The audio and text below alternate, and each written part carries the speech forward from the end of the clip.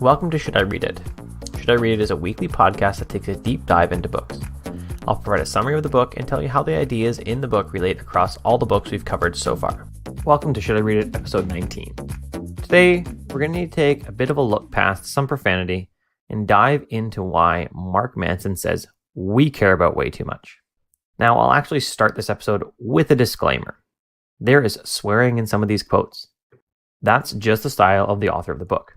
In the first chapter, it felt like he was using profanity mainly just for shock factor, with some sentences so overloaded that it was mildly comical. After that initial bit, it went way down and was used more in conjunction with the main point of the book. And this is the main point of the book. The key to a good life is not giving a fuck about more. It's giving a fuck about less, giving a fuck about what is true and immediate and important. And that's how Mark Manson starts The Subtle Art of Not Giving a Fuck. It's a bit memoir as it explores when he used to care about way too much and about things that didn't matter. It's also part self-help as he admonishes us to embrace anxiety and hardship. Embrace them not as bad parts of life, but parts of life that we all experience and they're entirely normal. Here's a quote from Manson. Now here's a problem. Our society today, through the wonders of consumer culture and hey, look at my life is cooler than yours social media, has bred a whole generation of people who believe that having these negative experiences, anxiety, fear, guilt, etc., is totally not okay. This book is also part manifesto as it rails against the focus on being positive, which pervades everything around us. And here's another quote from Manson. Ironically, this fixation on the positive, on what's better, what's superior, only serves to remind us over and over again of what we are not, of what we lack, of what we should have been but failed to be. After all, no truly happy person feels the need to stand in front of a mirror and recite that she's happy. She just is. Now, Manson isn't preaching that we shouldn't care about anything, though. He's saying that we should only care about things that matter and only put effort into those things. He modifies this bold statement about not caring with what he calls 3 subtleties. Subtlety 1 is not giving a fuck does not mean being indifferent. It means being comfortable with being different. Here's a quote from him. The question then is, what do we give a fuck about? What are we choosing to give a fuck about? How can we not give a fuck about what ultimately doesn't matter? This matches up well with High Performance Habit 1 out of High Performance House by Brendon Burchard. We need to seek clarity if we want to perform well. Subtlety 2 is to not give a fuck about adversity. You must first give a fuck about something more important than adversity. This also ties into having clarity or your why, to use Simon Sinek's term. Without a purpose to your work, you'll abandon it as soon as something gets hard in your way. You'll care less about the work than about avoiding the hardship. Now, we also see this in Great at Work by Morten Hansen, but he adds another piece to the puzzle. Hansen contends that purpose alone isn't enough, nor is passion enough, which puts him at odds with many of the coaching gurus around that say, follow your passion. Hansen says that you need to connect passion and purpose if you want to have a fulfilling career. Hansen says it like this. Some people pursue passion in navigating their careers, but they also manage to connect this passion with a clear sense of purpose on the job. They contribute, serve others, make a difference. They have matched passion with purpose. Now we're into subtlety 3 from Mark Manson. Whether you realize it or not, you are always choosing what to give a fuck about. This is the final subtle tweak that we're always choosing. Just like the idea that not choosing is choosing, you are choosing.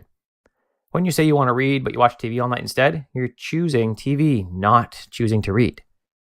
With the introduction to the ideas that Manson will be writing about done, the rest of the book is designed to question you on what you care about so that you can think more clearly about it and start caring more about the things that matter to you. This also means that you're going to quite possibly stop caring about what everyone else thinks matters, which is perfect as far as I'm concerned.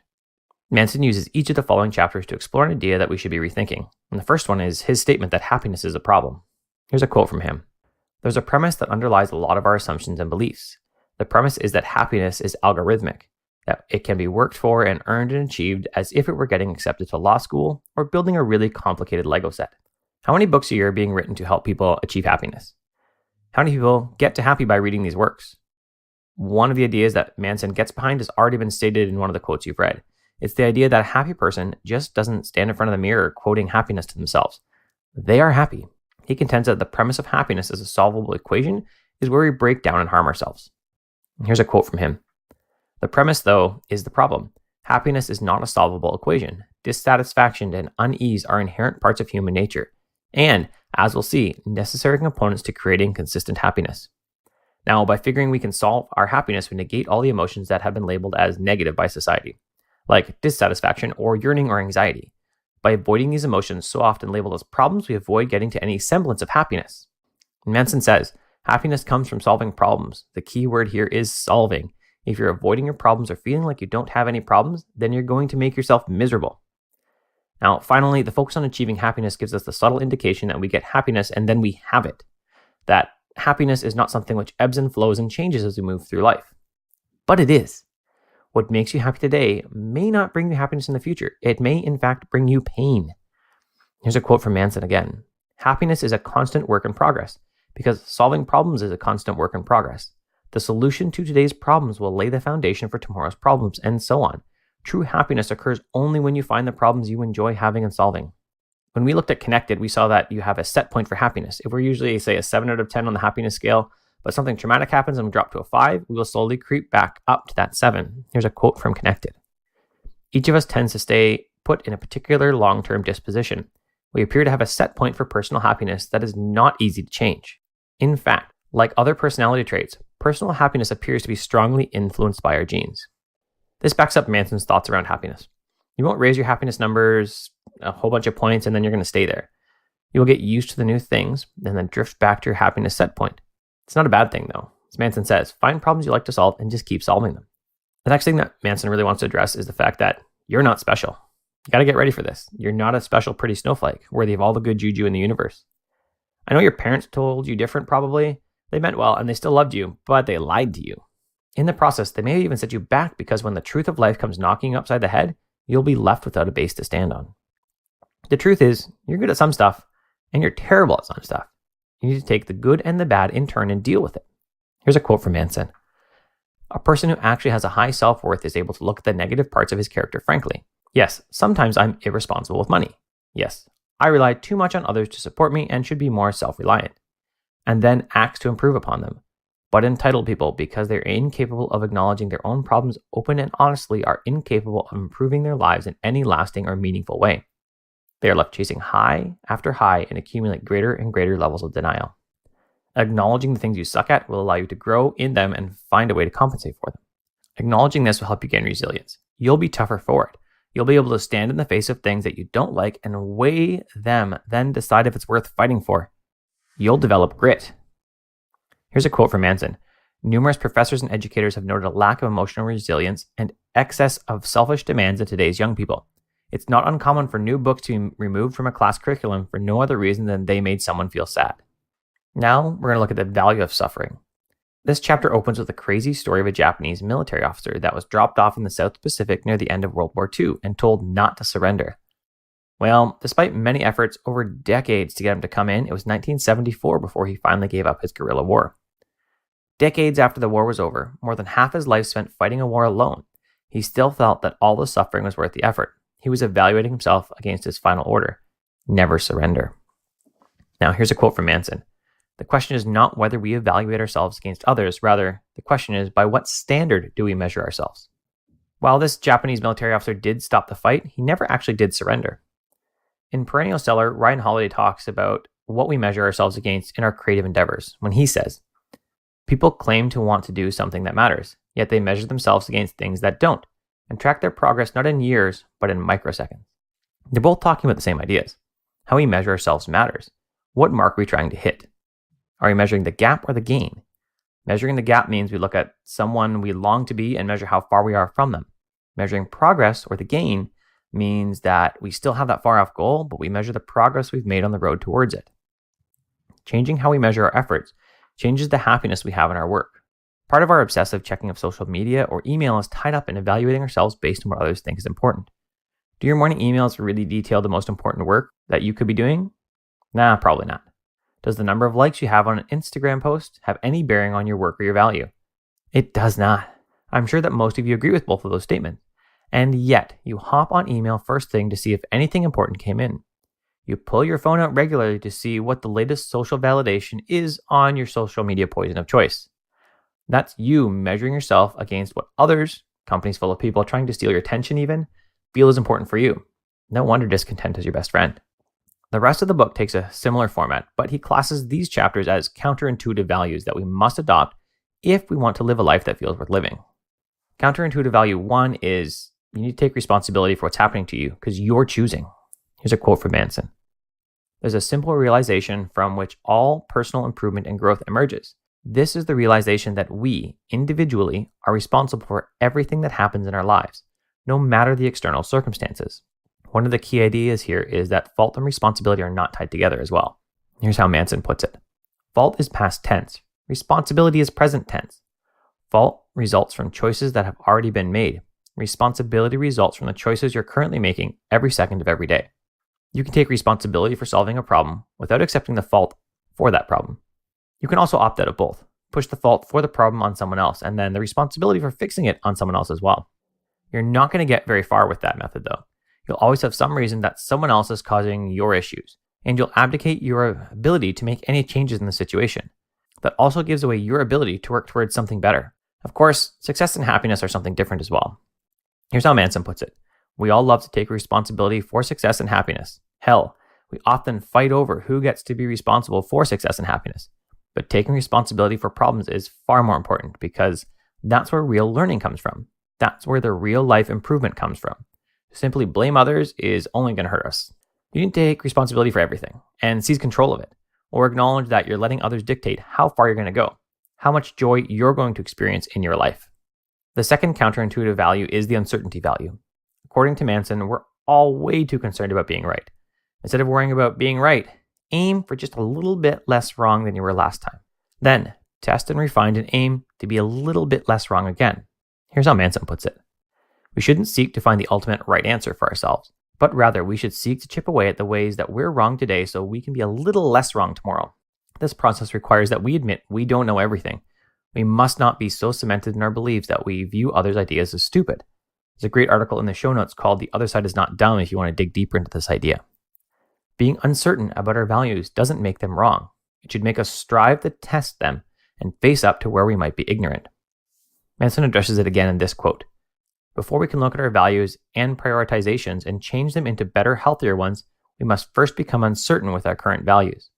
We must intellectually strip them away, see their faults and biases, see how they don't fit in with much of the rest of the world, to stare our own ignorance in the face and concede, because our own ignorance is greater than us all. Counterintuitive value 3 is all about embracing failure. It makes me think very much about The Obstacle is the Way by Ryan Holiday.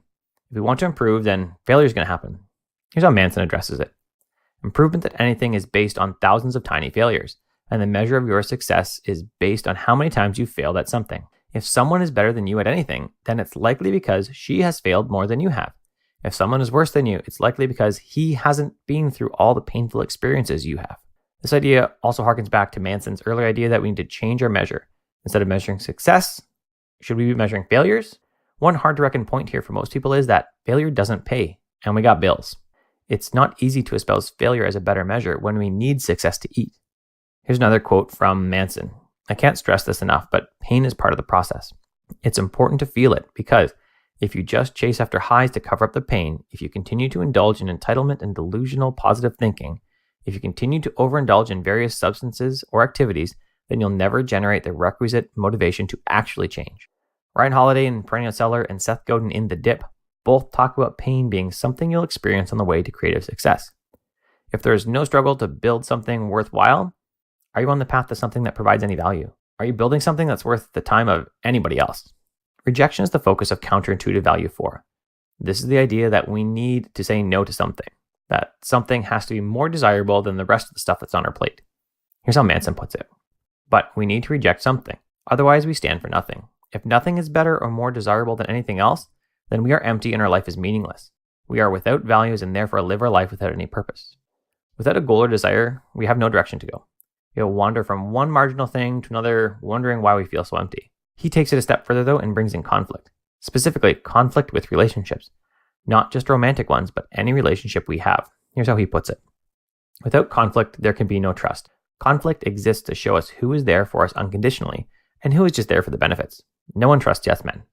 Thinking back over my 15-year marriage, we've grown the most in the days, sometimes weeks, and maybe even months, where we didn't like hanging out with each other much. The times when we argued daily about the same topic over and over. It was in the midst of this partial rejection from each of us that we both got to express our deeper love for each other. By still showing up to keep working through the issues together, we adopted the phrase, "I'll still be here," as a way to continue going through the struggle together.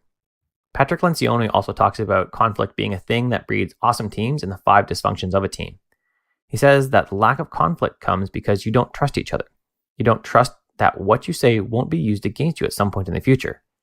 Before you dive into conflict, make sure there is trust in relationships that matter to you. And we'll be covering Patrick Lencioni's book in episode 22. Counterintuitive value 5 is mortality. The recognition that we'll die someday, and in the face of that, why are we wasting our time on so much crap that we really don't care about? Here's how Manson puts it.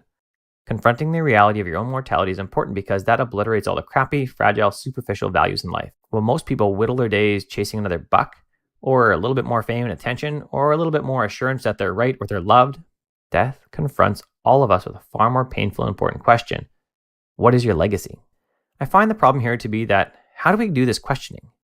Yeah, you can go through the crap about imagining your eulogy or any number of other imaginary scenarios that can be played out in your head. Now, they do have some benefit in helping you think about the man or the woman you want to be, but in none of them do you actually encounter mortality in a profound way. It seems to me that the only way to do this is to have a near-death experience or to have someone close to you die. Neither of which am I going to wish on any of you. The goal here is to dig deep into your core and know what you value. To realize that in the grand scheme of things, we're really not that big. There is so much immensity around us. If we can do that, maybe we won't feel so entitled. Here's how Manson looks at it. The gravity of entitlement sucks all attention inwards, towards ourselves, causing us to feel as though we are the center of the universe, of all the problems in the universe, and that we are the one suffering all the injustices, and that we are the one who deserves greatness over all others.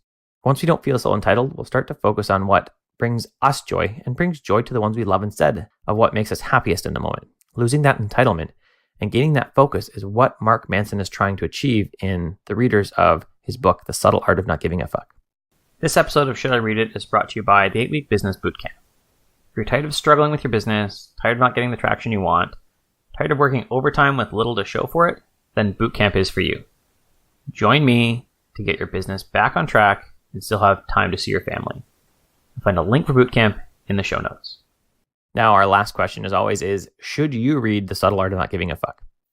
First, take my starting caveat about the use of the word fuck in the book. You can even tell from my review. I used it a fair bit at the beginning, reading his quotes and his things, and then almost nothing till his recommendation at the end. That's kind of how the book lays out.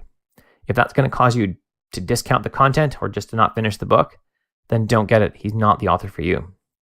If you can read past that use of profanity and dig into the message that Manson is sending you, then this is a really good book. I love the style and that he tells us to suck it up, buttercup. He's a straight shooter and he isn't interested in our excuses. This is refreshing and awesome. Now, this is what I'm like, so maybe it's why it resonates with me so much. If you're going to look for a kick in the ass so that you can stop caring about things that really don't matter, then The Subtle Art of Not Giving a Fuck is worth your time.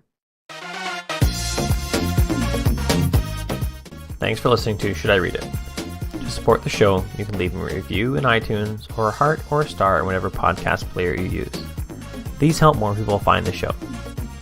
If you want to get more reading done, you should get an Audible membership. If you use curtismchale.ca/recommends/audible, that will help the production of the show financially. Our next book, in episode 20, will be from Stephen Pressfield, and it's all about why no one wants to read your writing.